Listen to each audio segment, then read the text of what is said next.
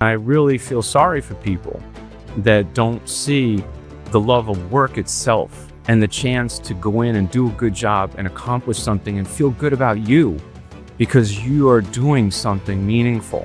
We built a video game room on the delicatessen. One of the customers who came into that delicatessen telling me about his job at Xerox and so forth. And I ended up getting an interview there. I'm looking at this audience of young people, women and men, very talented, very, very sharp. So I just did what I always do. I talked to each one of them. And that's when I got my superpower, because I knew I had something they didn't have. And that was, I wanted it so much more than they did.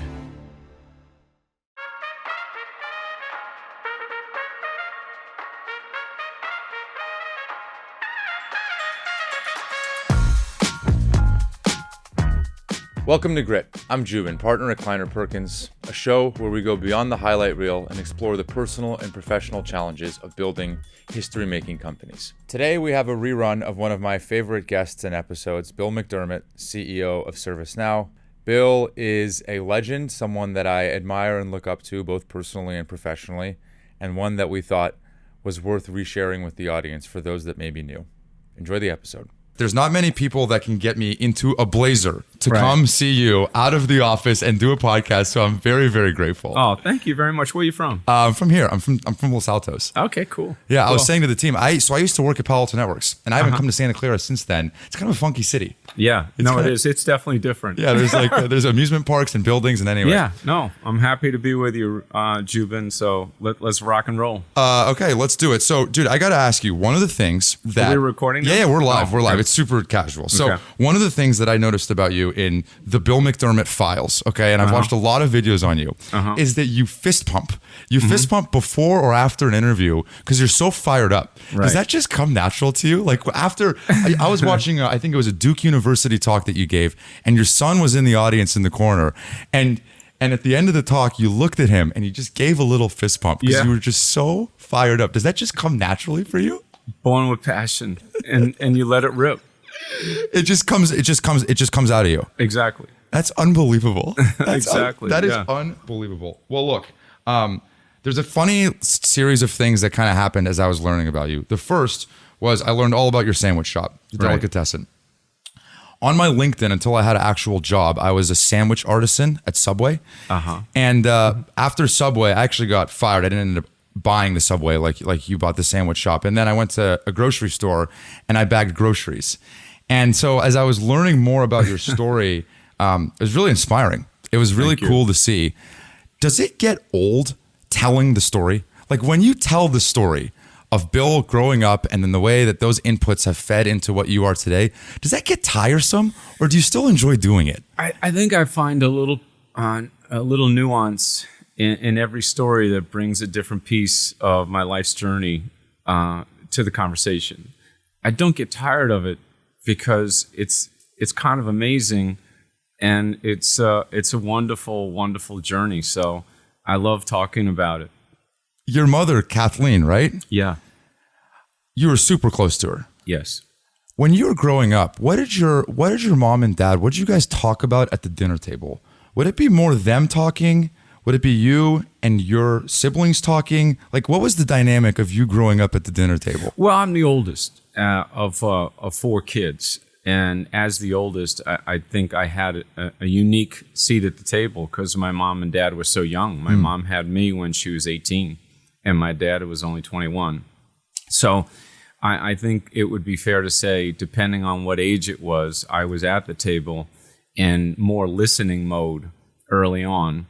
And probably by, the time I was a teenager, I might have been doing some of the talking too. Was this? Okay, so my team and I searched long and hard for the delicatessen. Yeah. And there's not many records of this, but does this look right in terms of the location of where it was? No. Where was it? It was on the corner of South Bayview Avenue and Merrick Road. Do you ever go back there? I do. I have been back there. Usually once a year, I'll go to Long Island, and when I'm in Long Island, I'll take a trip and just pass it. It is not what it used to be. It is now a a delicatessen sort of convenience store in a gas station, but it doesn't look anything like the building I had. It's just like a little tiny one now. Can you tell the audience the significance of that delicatessen to you? Yeah, I mean, it was very special in the sense that initially I was trading in 3 part-time jobs to have one consolidated job where I could put all my hours together, go to school, and play sports in high school. And the beauty of the delicatessen was I got as many hours as I wanted.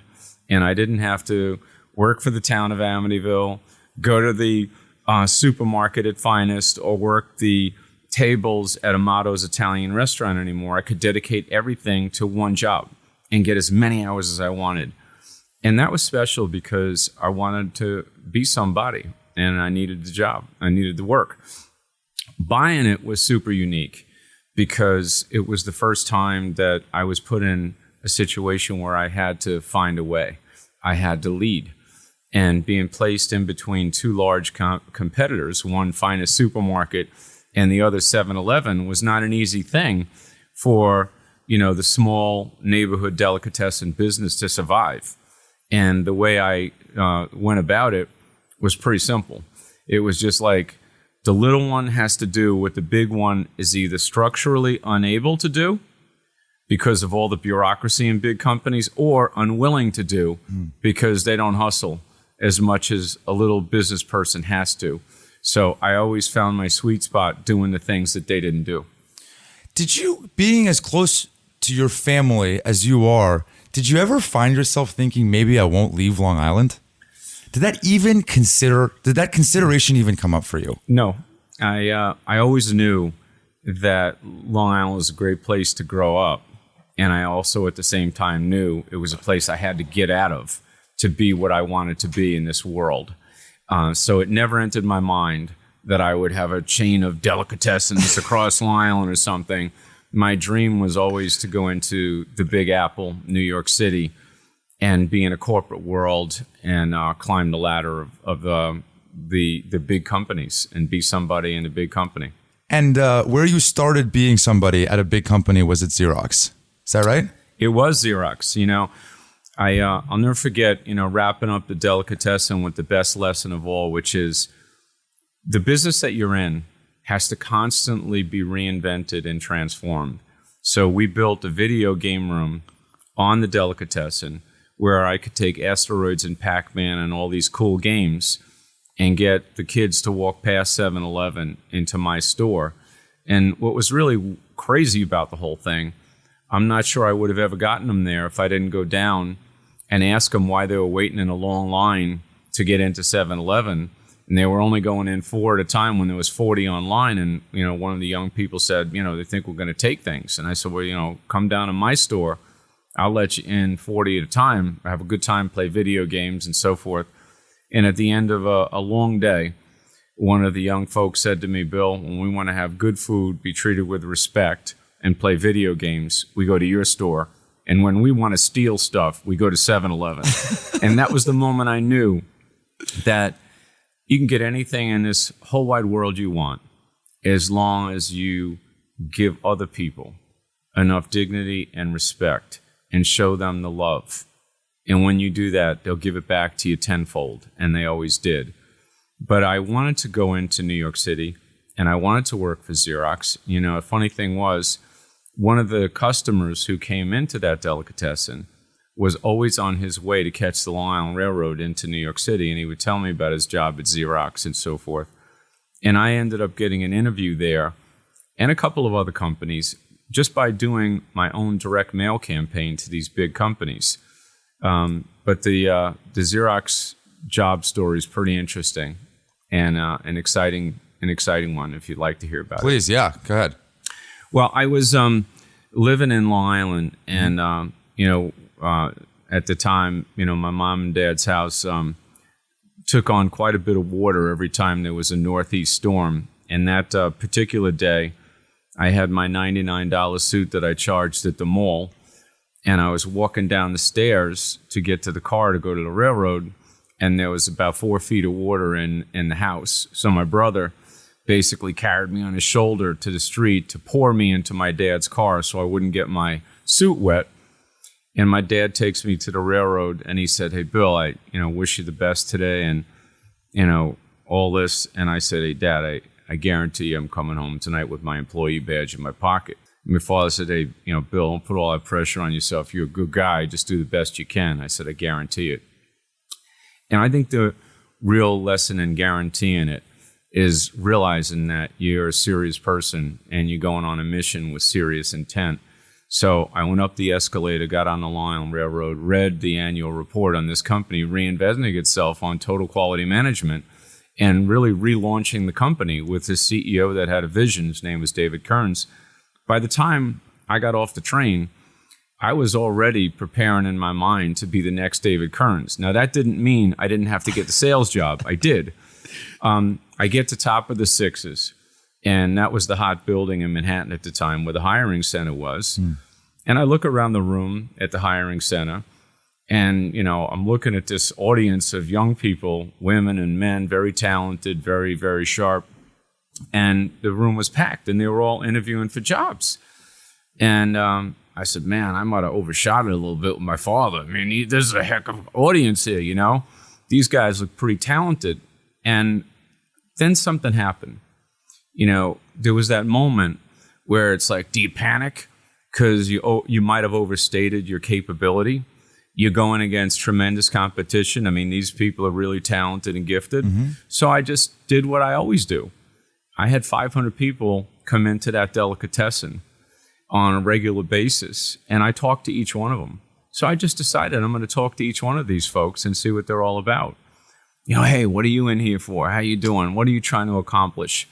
And I would get answers like, well, I'm playing the field. I'm interviewing here. I'm interviewing at IBM. I'm interviewing at Morgan Stanley.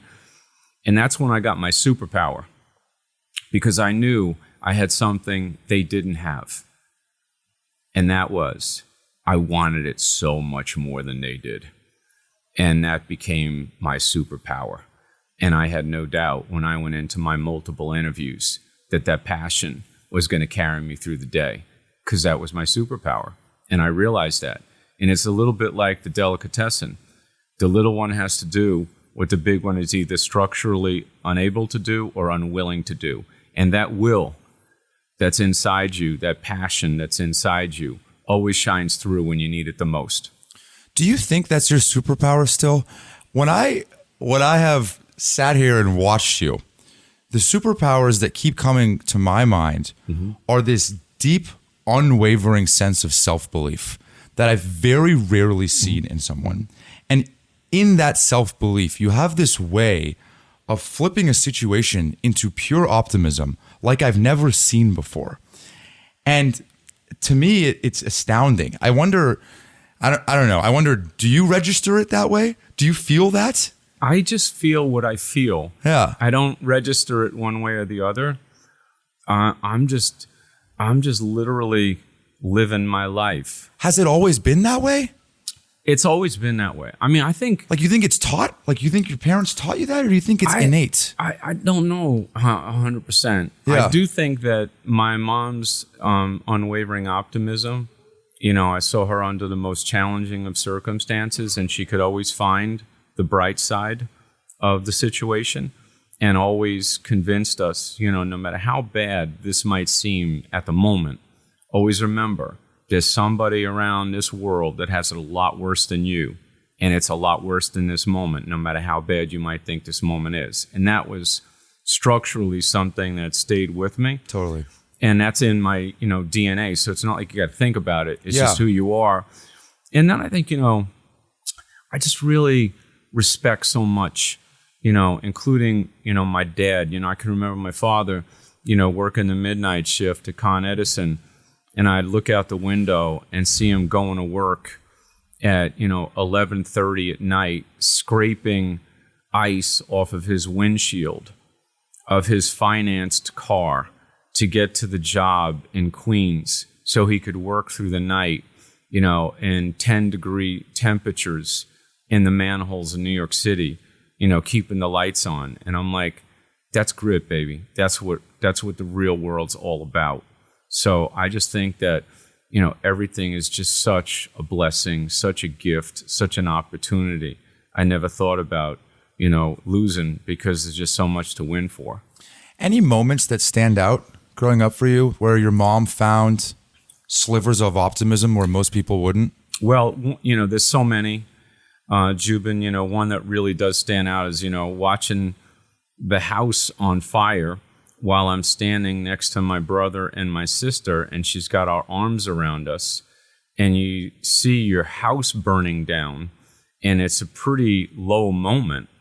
But I'll never forget my mother putting her arms around us and saying, this is actually a good thing, because there's nothing inside of that house that's nearly as important as the things that are outside of that house, which is us. We're together. We're going to be fine. It's all rebuildable. And then I realized that, again, she captured lightning in a bottle, because the big moment wasn't the house on fire. The big moment is we had each other. And then she went right to the solution. It's rebuildable. We'll build it back better. And I think that's the kind of optimism that it takes in a world that'll challenge you at every turn. And you got to have the grit to gut it out. When, I imagine you're a guy that most people count on. Like when you are this optimistic all the time, you have a lot of people counting on you at all times. I imagine your mother was probably in a similar boat where a lot of people could count on her. I was thinking, does that get tiring? Does the pressure of needing to be there for so many people all the time? Obviously, I think it's a privilege, but doesn't sometimes that get a little exhausting? Not if you need to be needed. I think that's part of it. In your DNA, if you need to be needed and your passion is really to be the go-to person, and you like, being responsible, and you believe that you're serving a greater purpose than just yourself, because you actually get energy and you get passion and accomplishment and all the things that you're looking for out of life from other people, and how they succeed and how they accomplish things and how they fight through things. Their story, in many ways, becomes an extension of your story. And that's a super cool way to go through the day. And I wouldn't want it any other way. Honestly, my opinion of my own energy level in terms of rating the tiredness, I'm much more likely to get tired if I'm, watching a football game on a Sunday afternoon and there's nobody with me. I kind of get the energy off of other people, and just being with other people, that's my charger station, Yeah.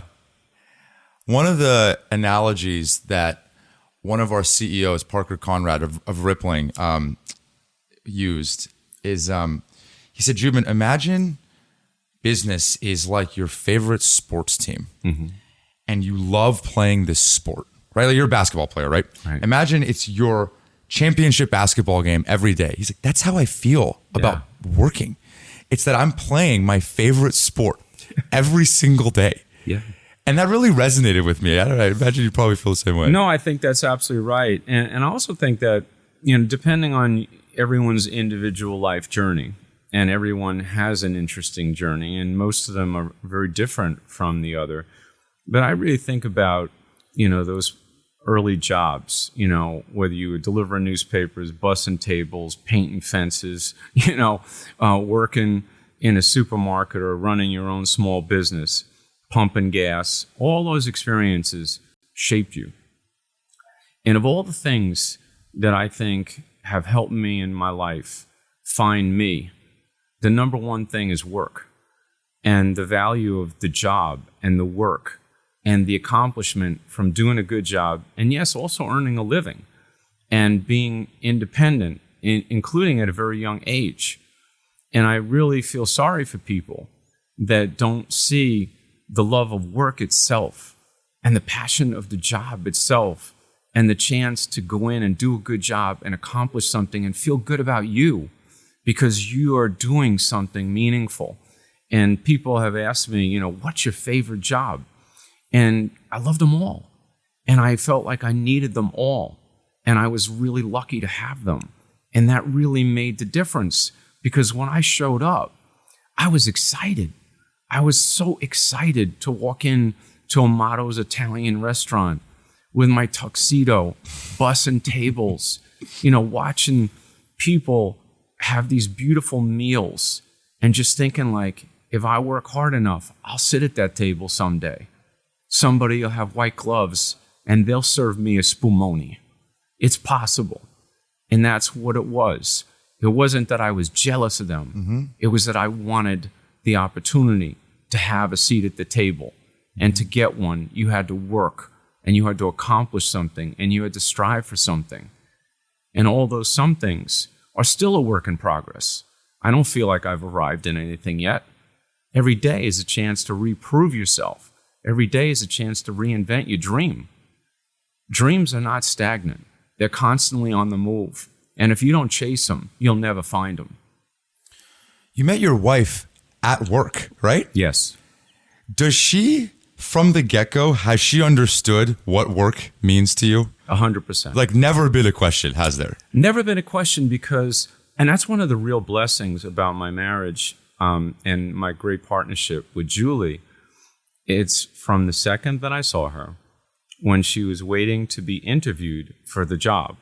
And she didn't only interview with me. This is at Xerox. This is at Xerox. Yeah. She also interviewed with other individuals. I knew when I saw Julie, I was going to marry Julie. But it sounds like, oh, come on, man. How can you say that? I'm telling you, there was magic in the air. And what is amazing about our partnership is that from the beginning, she respected what I am and what I do, why I do it, how I do it, and for who I do it. Because the gifts that the world has given me, I try to give the world back and always be in service to other people. And that's what gives me so much life and so much energy. And she knows that. And she always knew me. And I think that's what was so cool, because our personalities are so complementary. She wanted to be the person behind the man, and I wanted to be the person behind the woman, because Julie does things that I could never do. And she likes to see me do things that she doesn't even want to do. For example, if we were at a, beautiful dinner in our 20s, Julie didn't want to get up and give the toast to, the room, and I did. Yeah. So we were always a team. We were always a partnership. Yeah. We always had common goals and shared values and lots of love and lots of admiration and respect. But the main thing, I think, with great couples is that the enduring value that comes from the interdependence of mutual respect and admiration for what the other one has and how you want to help the other one, be the best version of themselves. And we have both shared that interdependently now for what will be 32 years this coming April. That's incredible. 32 years. That's incredible. That's older than me. Is that a beautiful thing? That's incredible. But what's really crazy is I feel like, that when I say 32 years, we must have met in fourth grade. It doesn't make any sense. Come on, man. You've had some pretty incredible challenges in your life that you're very open about. And I actually really appreciate that. Yeah. Do those challenges put the role of work in your life into perspective? Meaning, does the question make sense? Well, which challenges? There's so many different ones, So, even from a young age, like your brother, as an example, I think you lost him at a pretty young age, right? Yeah. I mean, that's a pretty meaningful thing to happen very early on that you have to cope with.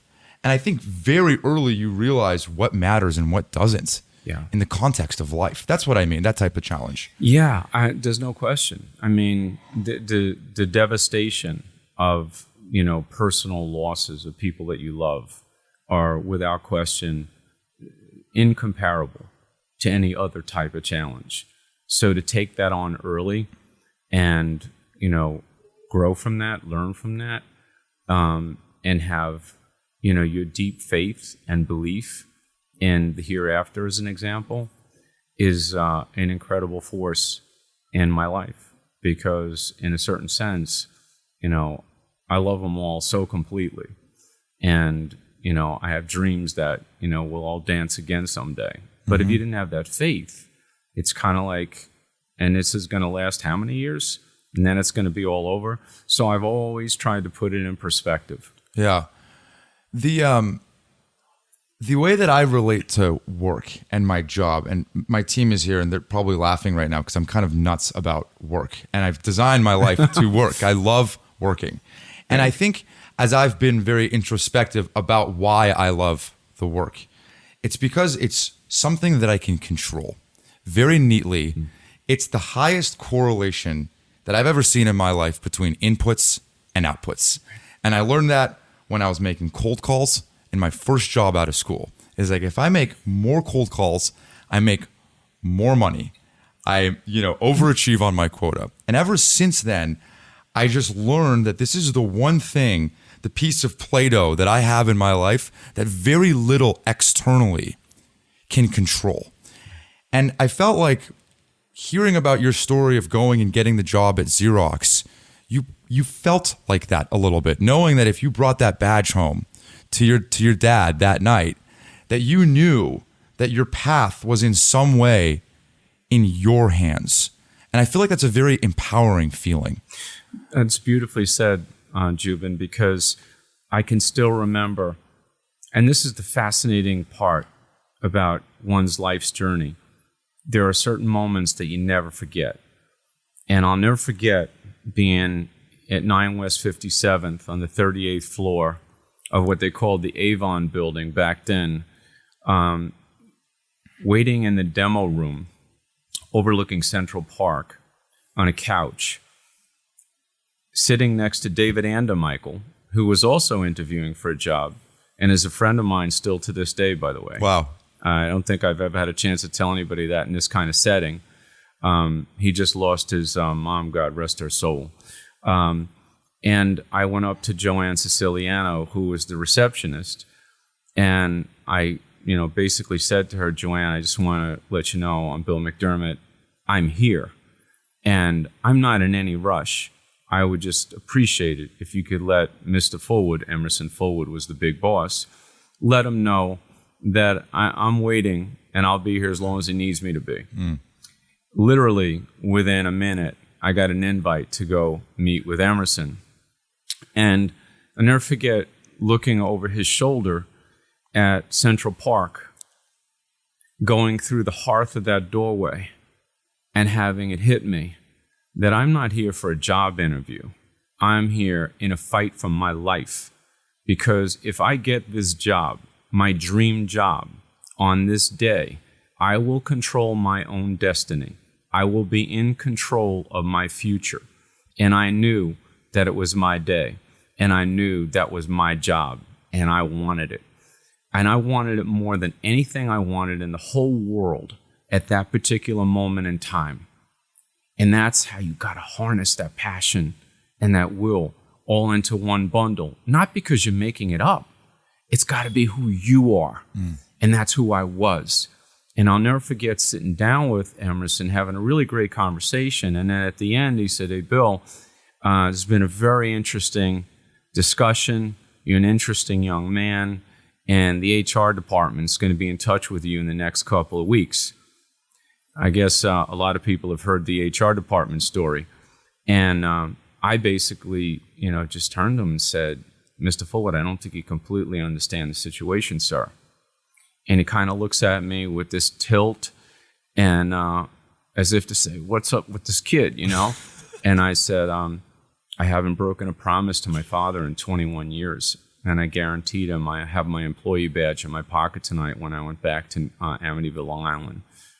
It's incredible. And he looks at me and he basically said, after a few seconds pause, it felt like a minute, but it was probably 10 seconds. He said, Bill McDermott, as long as you haven't committed any crimes, you're hired. And I said, well, Mr. Fullwood, I certainly haven't committed any crimes. So you sure I'm hired? And he said, yeah, I'm sure. And I kind of bear hugged him a bit, probably moved him around a little bit, and then, left that office just on fire. And I go down the hall, I pass Joanne Siciliano, I get to the elevator, I go down 38 floors, I run to 6th Avenue and 57th Street where they had a bun and burger, and I started putting quarters in the phone. You know, back then you actually had to put quarters in a phone. Look it up in Wiki, it actually happened. And my mom and dad, you know, get on the phone, and I said, look, I got good news. Break out the core bell. I got the job. And I just can't tell you how much it meant to me and still means to me to have had that opportunity. And, you know, Emerson Fullwood and I are great friends to this day. To this day. To this day. And to this day, I have a CEO event in New York every year, and Emerson and his lovely bride come to that event and partake in that each and every year. And we're friends for life. And I think that's another part of this unbelievable journey that I've been privileged to be on. It's make friends everywhere you go and make it last. So every relationship is an important relationship. Every friendship that you make along the way is what enriches your life beyond measure. And all the folks that have touched my life, whether it was Ann Mulcahy or Tom Dolan or Emerson Fullwood or the great Barry Rand, rest his soul, or Al Bird, and so many others from my first corporate experience, still are in my heart and in my life today. How old were you when you made that call to your parents? 21. You still feel that fire today, don't you? Oh, yes. I feel it even more so today because... I think you're being very genuine when you say that. Oh, 100%. I mean, because as you reflect on it, you know, the gravity of the situation, you realize, looking back on it, was gigantic. And at the time, you're just doing what you do. You're in the moment. You live in it. But when you look back on it, it's like all of this other stuff may not have happened. Yeah. If not for that meeting on that day in that way. And that's what makes every moment so precious. And you got to make them all count, especially the big ones. Are you enjoying the day-to-day? Meaning, when you look back, do you just have fond memories? Or as you're doing the work, are you very present with the work, really enjoying it? Like, are you in your flow state? I'm totally in the work. You know, Joubin, that's the thing with me. I can't tell you I ever go back to any place unless you bring me back. You brought me back. Yeah. If you didn't bring me back, I'm totally into this moment with you right now. I'm totally into the day I'm living today. And I have an eye on tomorrow, but I live today. And I'm all in on today. And I think that's really what it's all about. You can't show up and not be present. If you can't be present, don't show up. They have to go hand in hand. Sometimes my team will get mad at me because I probably work too much. Like I don't, they say I have no chill. Like I don't know how to step back at all. Has anyone ever told you that? Does anyone ever, like, do you have a hard time separating from? Not at all. Not at all. You can just detach. I always call this, you know, work life, you know, and my work life is my life's work. A lot of people complain about work and family balance and that whole dynamic. No one's ever going to solve that dynamic entirely. And I've never tried because my family knows who I am and how I do it. And digital has actually inspired me to have a better work life because I'm totally present when I'm in real time. If I wasn't connected and I wasn't in real time, I wouldn't be totally present. I'd be thinking about what is or isn't getting done. Are my responsibilities being achieved or aren't they? And digital gives us an amazing opportunity to stay connected, but still be present. So I can clear things even when I'm in my family moments. And I can do those highly efficiently. But when I've cleared them, I'm in that moment because I'm up to date, because I'm real time. So we always have to know our strengths and our weaknesses And I know that if I'm not in real time and I'm not up to date, I'm not at peace. So I find great peace in being up to date and in real time. And my family knows that. But when we're breaking bread and we're doing our thing, I'm not distracted. I'm not talking about what's going on in the office because I'm not in the office, and talking about what's going on in the office isn't going to enrich that dinner conversation at that moment. So I am totally present. Do you mind if I ask one more question about your brother when you were young? Is that okay? Sure. What did your mom say to you when you lost your brother? Do you remember? Of course. What she said to you? Of course. She said that my brother Jamie is in heaven now, and he's an angel, and he is watching over us, and he will always watch over you. It's incredible. So, not gone, just different. I got goosebumps. When you left Xerox, you were, pick your accolade. You basically had it at Xerox. The youngest corporate officer, you were the youngest manager. You had kind of a historic run there. You took the worst district into the best district. What surprised me was all of the pedigree that you had just built there. Yeah. You only did what was a year at Gartner, I think was the next stop. Right? Yeah. Tell me about that time. First of all, obviously it wasn't the best choice. It wasn't the best fit, whatever it was. I'm so curious, how did that feel? Like, what was that internal state of, wait a second, this isn't what, SAP would go on to feel like, or this isn't what ServiceNow would go on to feel like? It's a very good point. First of all, leaving Xerox, I mean, I can only tell you that it seems like it must have been like going through a really rough divorce, because when you're really in love with something and you've convinced yourself that you need to change, it's not easy. And leaving the people that I love still to this day and some of my greatest friends for life was the hardest part. Not necessarily changing from, I got to go from one corporation to another, but leaving the friendships that I had built over many years was really hard. And then the other thing that was really hard is my wife was diagnosed with breast cancer, literally, the day I got my final contract signed with my new employer, that day. So 2 young kids, my sons were really young. My wife has breast cancer. I just gave up a job that I love, and I had been there for 17 years, because opportunistically, I felt that I needed to go on and be the president of another publicly traded company. I felt that, it was a great match because of what they needed and what I brought, but the timing literally could not have been worse. So we're moving out of a home in Rochester, New York, on a street that we love with greatest friends. I'm leaving all my friends at work. I actually lived in a hotel room for probably about the first month, I would say, until I could get my family relocated. I'll never forget this one story. I get them.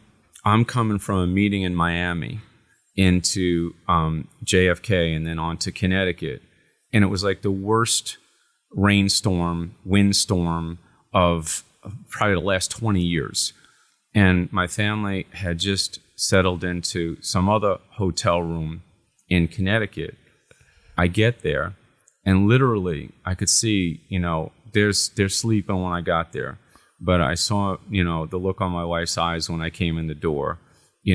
I'm kind of drenched. I could see they had been through the ringer, sleeping on couches and things like that. And I just knew it was a really hard move. It was a tough one. We were dealing with a lot of things. The next day, I literally hadn't even unpacked. I just throw on my suit, and I'm on this hill coming out of the hotel, and like it was one of those, neighborhood hotel type things with this huge hill. I slip in my suit, and I was like covered in mud from like my shoulder all the way through to my shoes. I get in this diner to get my family some breakfast and bring it back. like a really highly emotional thing. And it underscored the whole experience, by the way. And literally, I saw this young woman with her children look at me with the suit covered in mud, as if to say, like, this guy looks like Dan Aykroyd in Trading Places, man. Like, please avoid this man. And I get the egg sandwiches. I take it back to the room. And I'm like, oh, wow, this is really going to be a beauty. And so, you know, I fought change. I fought the job change. We fought cancer, thank God, and won. The kids, you know, had to adjust to new schools and all that. And I actually think that it was a great experience in the sense that, was it the happiest experience I've ever had? No. Was it one of the toughest moments of my life? And I missed, you know, a lot of things about Xerox. And I missed a lot of things about kind of like what I did, which was much more, you know, about the product or the solution that was really like running a business. Gartner was a fabulous company, and I love my experience at Gartner. It was very much on the IT research and advisory services, which is fantastic. Yeah. And I learned a lot. And I left because I had another opportunity to go to that was more suitable for me. And at that time, it was like a reawakening because we got to move out of Connecticut, we got to go to California, and we got to go to a software company. And I really felt like it was a beautiful change for me and my family. So I have no regrets. And I think that's one of the things that people really should think about. Not every single one is going to work out perfectly, whether it's the company isn't a match, the culture isn't a match, the timing is off because there's family circumstances that are far-reaching. There's a lot of different things. But in every experience, you give it everything you've got, you learn from it, you grow from it, and you have to have trust and faith that there's a reason that you go through this experience that will serve you down the road. And that's the most important lesson of all, that there is no experience that's a bad experience. There is only a bad experience if you didn't learn, if you didn't grow, and you didn't expand your ability to confront problems, dangers, pain, and then become more because of it. If you forfeit that opportunity, that's on you. Bill, when you found out that Julie had breast cancer and you signed the offer the same day, what was your instinct? Meaning, what did you do? Like, what do you go into problem-solving mode? Yeah, that's a really good question. The offer had been signed. You give your word. There's no turning back. You couldn't. Well, I could. Yeah, I could. But then that brings on a whole nother set of complications where now you're saying, your word is not great. So we both agreed, not just me unilaterally, Julie and I both agreed that an agreement is agreement, a commitment's a commitment. This is a challenge, and it's not one that either one of us wanted. We knew that things were going to get a lot tougher before they got easier, but we took it on as a team, and that's how it rolled. And and this is another beautiful part of the Gartner story, and I love the Gartner story actually for a lot of reasons, but I love it especially for this reason, which is Julie benefited greatly from living in Connecticut, being in the New York area, and having Sloan Kettering, which is the number one institution in the world really for treating these cancer challenges, and the dreaded breast cancer disease is something that's taken a lot of lives. And fortunately, because we were there, we had access to the best health care. She had a great experience there. I got to stay with her and rent out my little room where the two of us could get through this thing together. And recently Julie and I were in New York, and we went to pay our respects to the whole tragedy of 9/11, and the first thing we did together is find out where Father Michael Judge, where his name was, because we wanted to say a prayer and celebrate him. Because while I was there, I remember, and lots of folks go through lots of challenges, but I just remember being all alone. My mom and dad came to take care of the boys. I was at Sloan Kettering, Julie was in surgery, and I was just walking around the halls. And this lovely priest comes up to me with those piercing Paul Newman blue eyes. And he basically says, "Hey, what are you in here for?" And I said, "My wife is going through something." I explained it to him. And I said, "Well, what are you in here for, Father?" And he said, "Well, I really do stay very close to the New York City Fire Department, and I'm dealing with a personal healthcare issue with one of my colleagues myself, and I'm here to pray for him." And I said, "Well, thank you. If you could say a prayer for my wife, I'd appreciate it too." At that point, I'd take all the help I can get. And so anyhow, after Julie got out of surgery, they called me to come down. I could come see her, in the recovery room. And all of a sudden, one of the nurses said to me, "By the way, Mr. McDermott, there's a priest who wants to come visit your wife." And I'm like, "Oh man, are there things they're not telling me?" and it was him.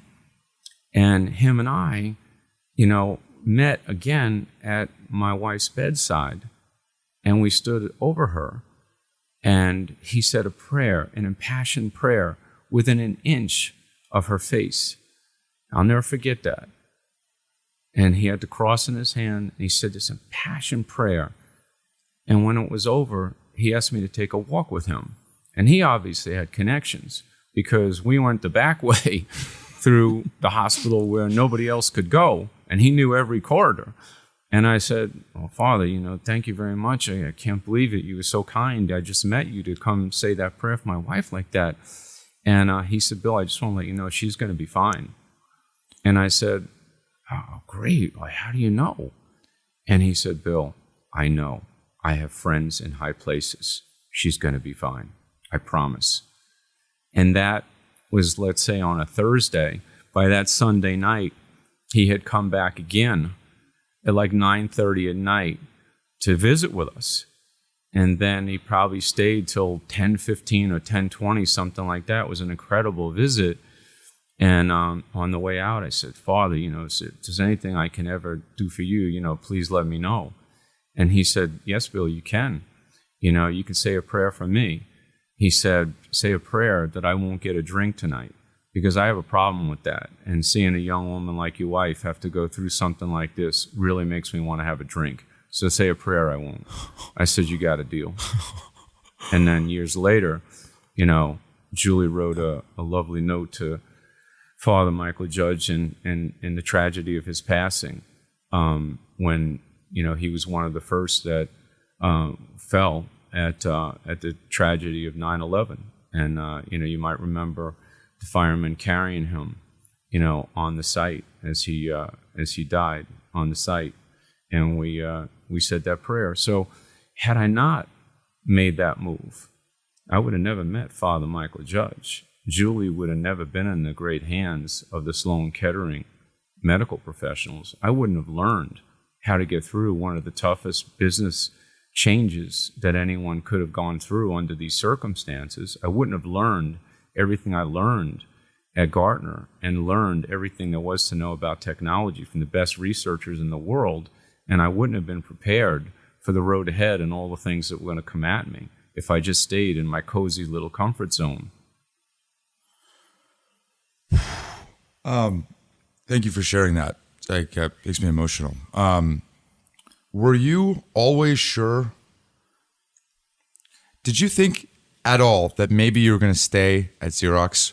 Or was this Long Island all over again, where deep down you knew that there was something else in it for you? In the beginning, my dream was to go all the way and be the CEO that I dreamed of on that train ride when I was 21 years old. At Xerox? At Xerox. Yeah. No doubt about it. Yeah. That was 100% the dream that I was locked and loaded on. Mm-hmm.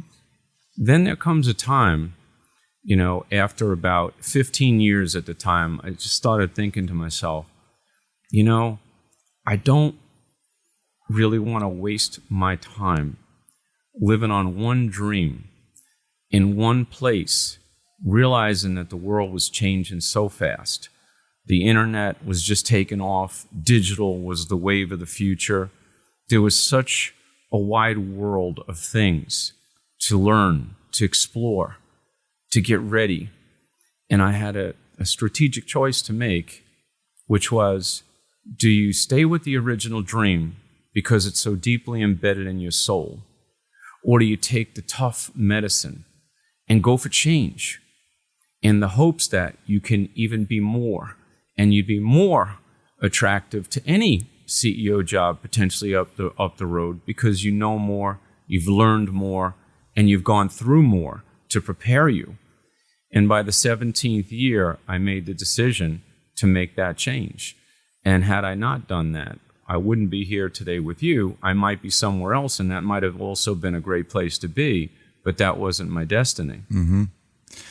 Would it be fair to say that your life's calling is to maximize impact on as many people as you possibly can? I think that's a fair statement. I don't wear that on my sleeve in the sense that, I get up in the morning saying like, our company's 22,000 now, how do I get it to 102,000 as fast as I can because I want to make an impact on 102,000. Right. But it is true that I like it when you create something that gives you the ability to help and do good and achieve for the most people possible in whatever forum that is. And what I loved about Xerox was that was 100,000 people. Now, I always loved the size and the scale. SAP, when I first started, was probably 10,000 people. When I left, it was over 100,000. Mm-hmm. I loved the size and the scale. Here, started at 9,000. We're over 23,000 now. It's quickly becoming the size and the scale. And what I love about the work and being in this privileged position is not just our 23,000. In the ecosystem, people that have their livelihood tied to the ServiceNow platform can be in the millions. Mm-hmm. And it's the millions of people that you can have an impact on that makes me really, proud to work with such a great company.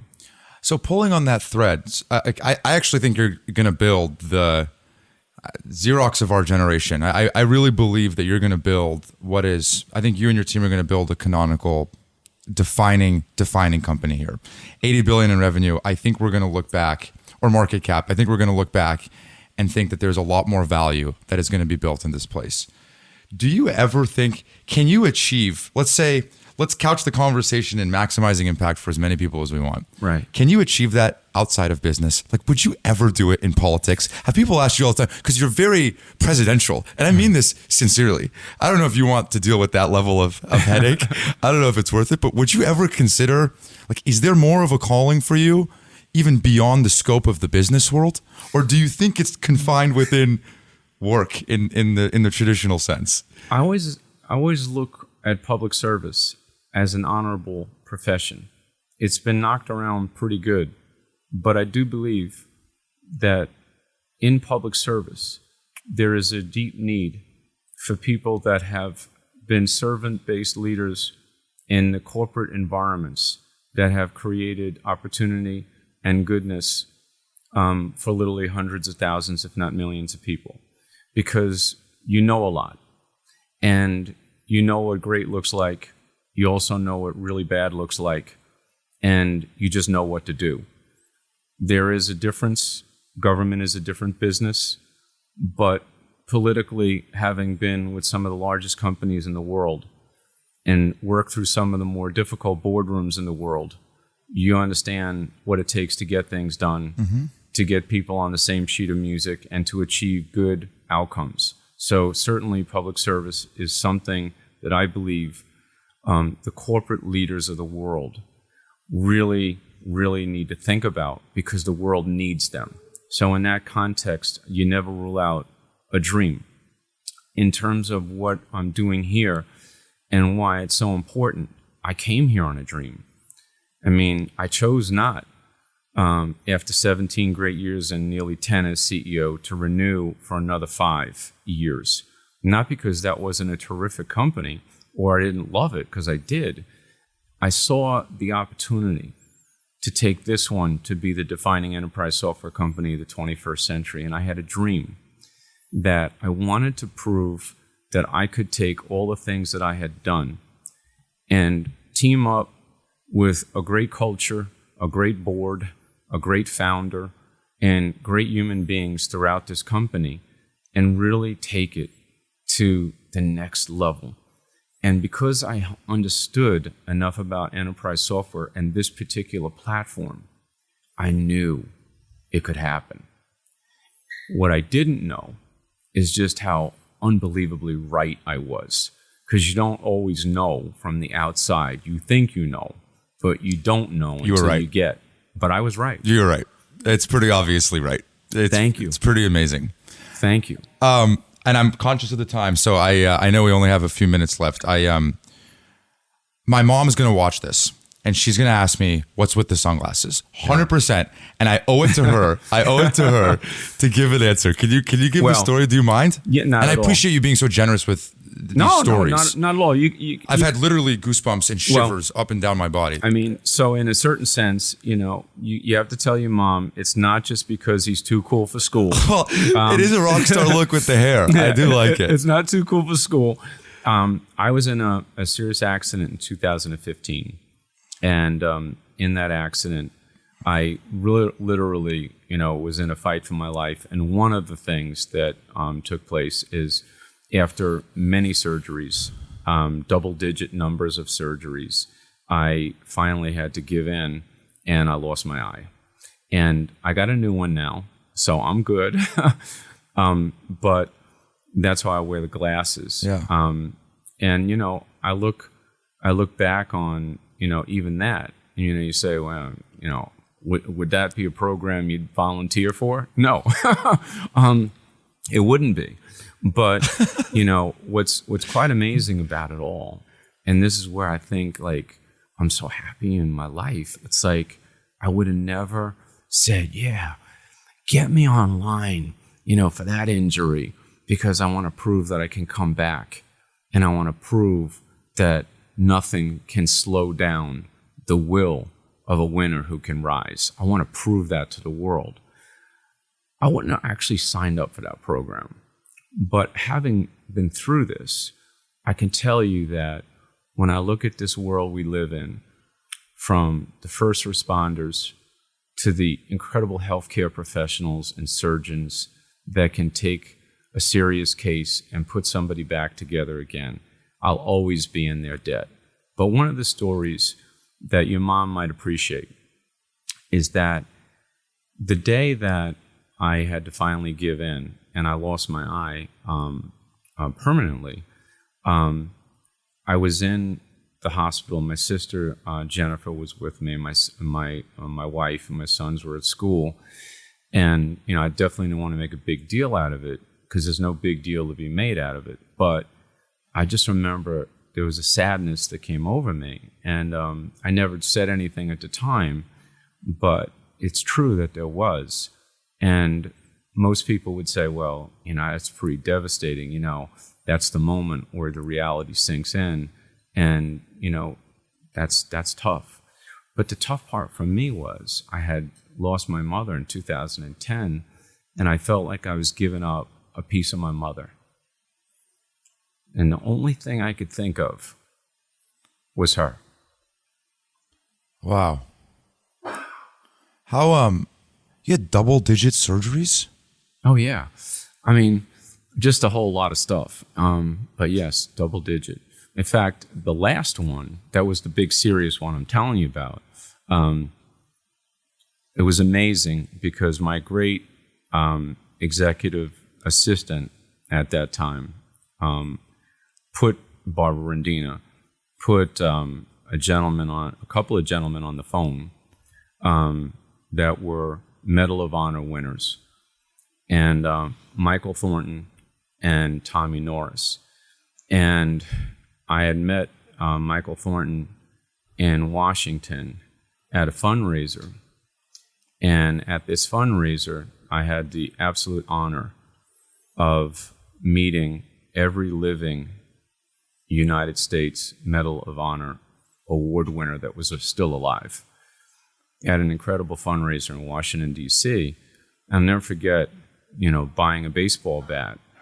And I believe it was 67 at the time, signing the bat, and then we gave it away to charity, which was super cool. But my point is, I made friends with Michael.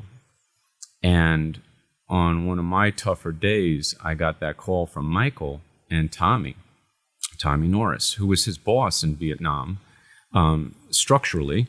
And Michael fought off the enemy, got behind enemy lines, saved Tommy. And the reason that Tommy was on the line is because he lost his eye in the battlefield. And Michael Thornton saved his life. And they both won the United States Medal of Honor. So that's, pretty big stuff. And what I thought to myself is I started out with a sadness. But as I'm riding back in the SUV with my wife, and I get this phone call, just leaving the hospital, and I said to myself, there's nobody that has my life story, and this is just such an unbelievable thing that these guys would think enough of me to call me at this moment and come in just in time to just give me so much inspiration. And it was great because they were yucking it up pretty good with me. In fact, Tommy told me, he said, Bill, you're never going to pour orange juice very well, so forget it. It's going to be all over the place. He said, you're going to be a mess driving a car. He said, forget about going downstairs in a predictable way. And he went through a litany of all the things. I like to shoot hoops and things like that. So all the things that I wouldn't be good at. And we just laughed, the whole time. And then I got off the phone.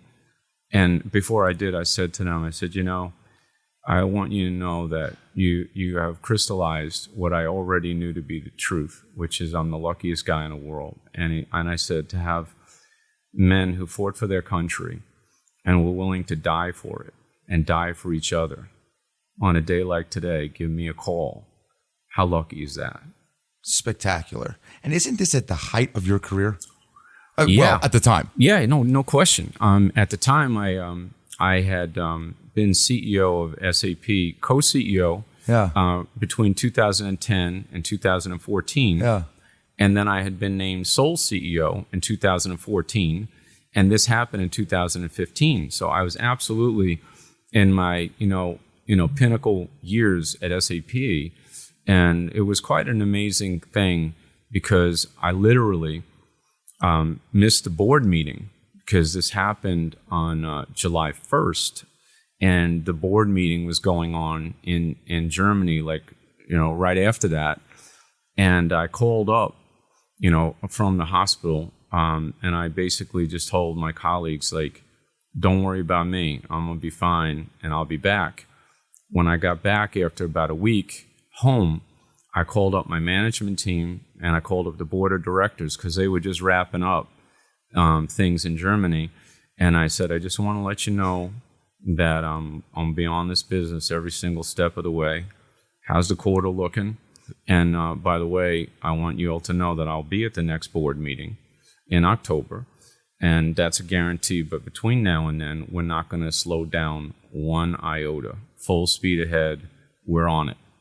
And I would get a surgery or something in the morning, and by the afternoon, I'm back online and doing everything I needed to do. And I was back at that, next board meeting, and believe me, I could tell I was still pretty raw because you could see the scarring and things like that. And I was a little worried about it in the beginning because I didn't know how people would receive it, Meaning seeing the look? You have sunglasses on and you could see that, the scarring and things like that, on your face and everything, neck and stuff.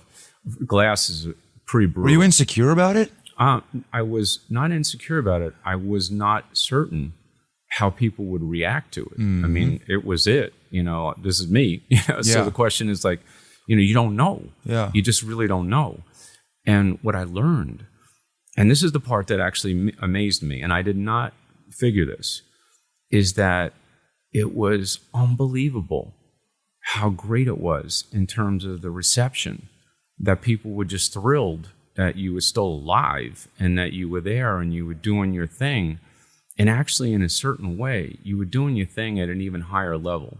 Because what happens when you go through something like this, I always had, a vision, but in in the normal times, I could, still see trees. I knew there was like a glistening snow-topped mountain behind the trees, but I'd have to look through the trees first to see the snow-topped mountain.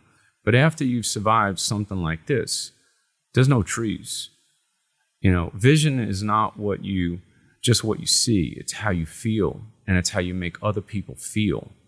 And it's also your ability to just be so human and so in the moment and so not worried about the baby stuff because there's so many big things to conquer.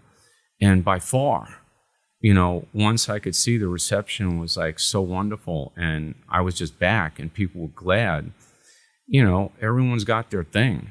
And I just feel like maybe in some ways I became more approachable, even though I always felt approachable, but I became more human because, they're like, hey, this guy, he bleeds too. He's just like me. And what really opened up is, Joubin, so many people wanted to tell me their story. My mother went through this, or my father went through that, or I went through the other thing, or my relative. And I literally was dealing with thousands of notes. And it just became so human, so interconnected. And even in my peer group, with other CEOs or heads of state and things like that, nobody, literally nobody had an issue. And that surprised me. Now, maybe somebody didn't know and was like, is this guy too cool for school, showing up in a meeting with glasses on? I don't know. But I can tell you that it hasn't set me back one bit, and it probably gave me, again, something of a superpower that I did not anticipate. Well, and it brings me back, and just to put a bow on this, to this idea that the things that happen in your personal life are deeply intertwined to the things that happen in your professional life. And that's kind of the point of this show, is that I think that people like you, you're really doing people a service by talking about it. And it means a lot, so I really appreciate it. And I'm really grateful for you doing this. Oh, thank you very much for having me, Joubin. And, I think that it's just an honor to be among the leaders of the world that have a chance to make a difference. And, it reminds me of my book, Winner's Dream. I basically capped the book with an opening quote from Robert Kennedy, and I closed it with a quote from his brother, Ted Kennedy. And Robert Kennedy once said, some men see things as they are and say, why? I dream things that never were and say, why not? And then I capped it off at the end of the book with a quote from his brother Ted, because he was an interesting figure in this world.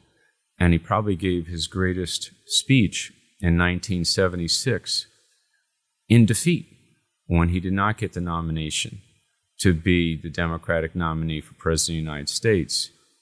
And in his speech, he said, to all those whose cares are our concern, the cause endures, the hope still lives, and the dream will never die. That's why winners always have to dream. Bill, I'm just saying, you started the book with a politician, you ended the book with a politician. Do me a favor, if it ever happens, we do this again. I'm really, really grateful for you. Oh, before I forget, is ServiceNow hiring?